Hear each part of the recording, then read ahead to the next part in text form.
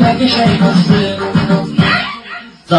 Ay kız ayaq saxla dayan, ölərəm sən.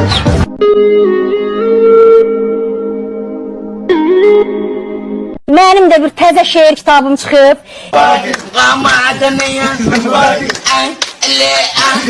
Allah'tım mabiş mabiş. Allah'tım mabiş mabiş.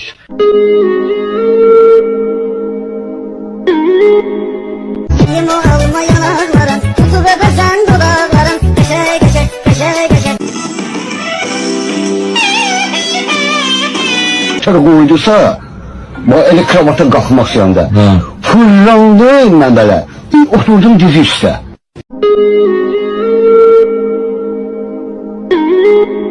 Uşaqlar, ekran tıklayın, ekran tıklayın. Canlını paylaşırıq. Dəqiqə ya. Bəxtə sən aşkındır. Geldim işte dostum, yüzün gülsün be. Mən təkliflərim.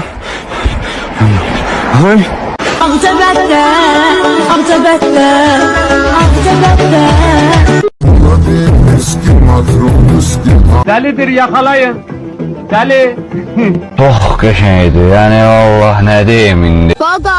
Qaqa sənsən, gizli ola. iPhone'dur.